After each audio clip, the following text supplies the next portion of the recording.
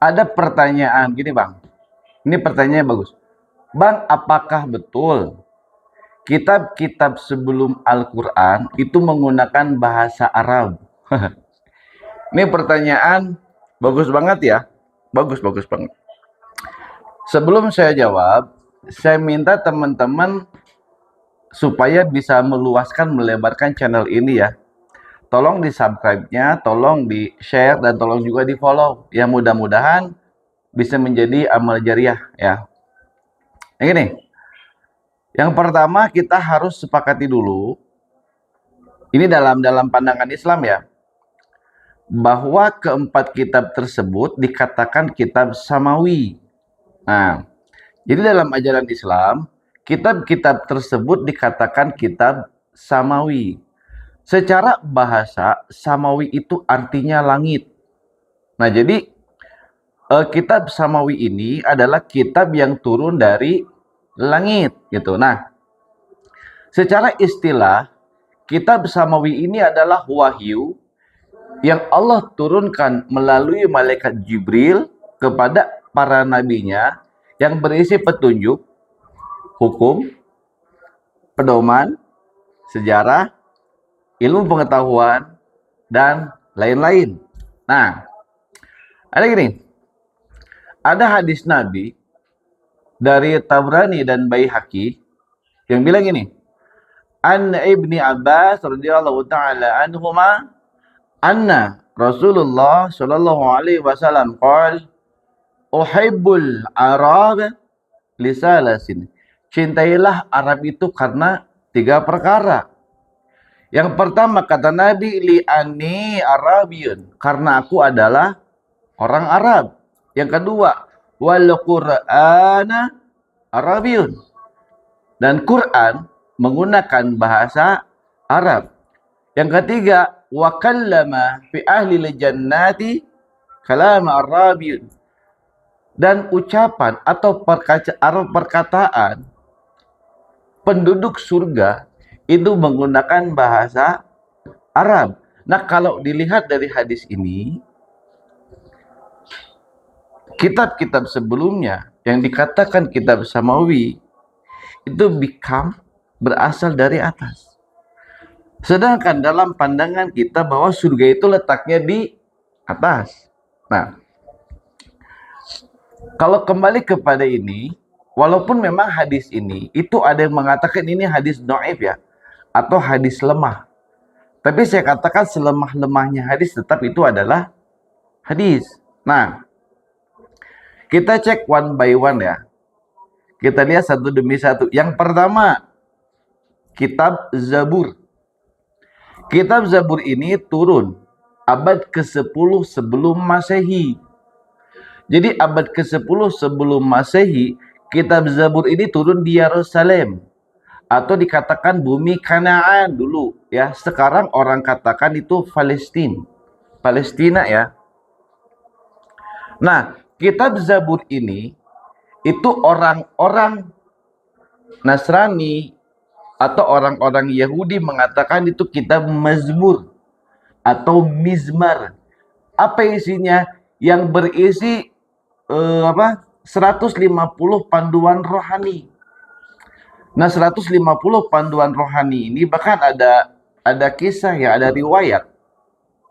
Ketika Nabi Daud sedang membaca Mazmur atau sedang membaca Zabur, itu saking indahnya suara Nabi Daud,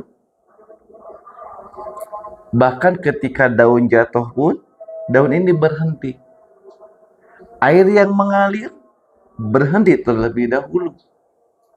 Tidak hanya itu, setiap hewan yang berbunyi di saat itu, semuanya sains, mereka diam. Ya.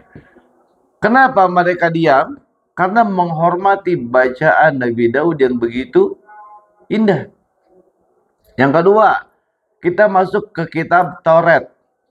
Kitab Taurat ini dia turun abad ke-12, ada yang bilang abad ke-12, ada yang bilang abad ke-15 sebelum Masehi.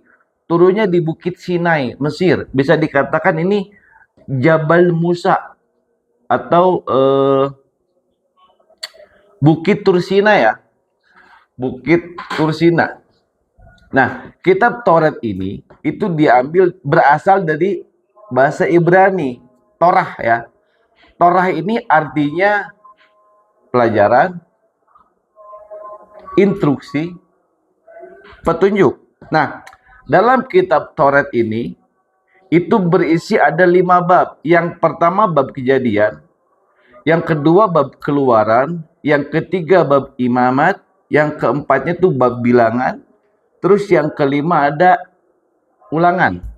Nah, kalau di dalam Bible sekarang itu dikatakan dengan Perjanjian Lama ya, atau kembali kepada Taurat. Nah, yang terakhir kitab Injil itu turun kepada Nabi Isa. Nabi Isa alaihi salam, putra Maryam ya. Nah, turun kepada Nabi Isa ini itu turun di awal abad pertama ya. Kitab ini berbahasa Suryani atau bahasa Aramik ya. Bahasa Aramaik. Bahasa Aramaik atau bahasa Semit yaitu bahasa Romawi kuno. Nah, kitab Injil ini itu isinya adalah zuhud ya, perintah zuhud. Yang kedua isinya membenarkan Taurat. Yang ketiga isinya kabar akan kedatangan Nabi Muhammad SAW sebagai nabi terakhir.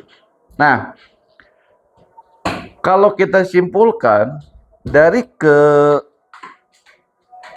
dari ketiga kitab tadi, 4 sama Al-Quran, itu turun kepada setiap para nabi. Yang harus kita catat itu bukan kitabilah, tapi turunnya berdasarkan qauliyah, yaitu ucapan. Nah, ucapan-ucapan malaikat Jibril, kalau dalam bahasa Ibrani itu namanya Gabriel. Gabriel itu power ya, kekuatan. El itu Tuhan. Jadi kekuatan Tuhan ya, disampaikan oleh Allah kepada malaikat Jibril, disampaikan kepada para nabinya, Nabi Daud, Nabi Musa, Nabi Isa, Nabi Muhammad SAW, itu menggunakan bahasa Arab secara qauliyah. Nah, tetapi disampaikan kepada umatnya itu menggunakan bahasa yang dapat dimengerti oleh umatnya.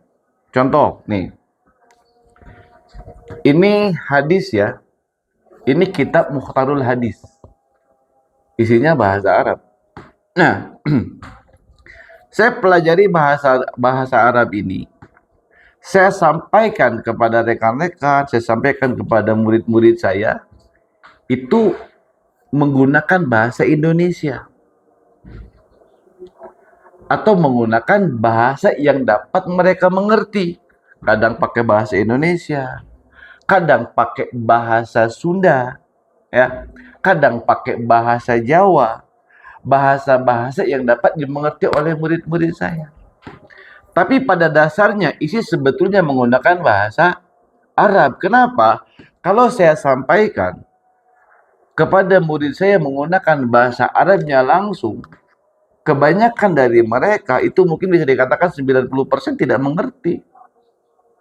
Ya. Nah, oleh karenanya ada hadis Nabi mengatakan, maka sampaikanlah kepada kaummu, kepada umat, kepada rekan-rekanmu, itu menggunakan bahasa yang dapat mereka mengerti. Nah, jadi kesimpulan dari beberapa sumber yang saya dapat, bahwa dalam pandangan Islam itu kitab-kitab yang turun kepada setiap para nabi, baik itu bentuk kitab ataupun mushaf, itu turun secara qauliyah menggunakan bahasa Arab. Nah, buat teman-teman yang punya jawaban yang berbeda, bisa komen di kolom komentar ya. Ini terima kasih buat semuanya. Semoga apa yang saya sampaikan bisa bermanfaat buat rekan-rekan semua. Jazakallahu khairal jaza. Wallahu a'lam bishawab.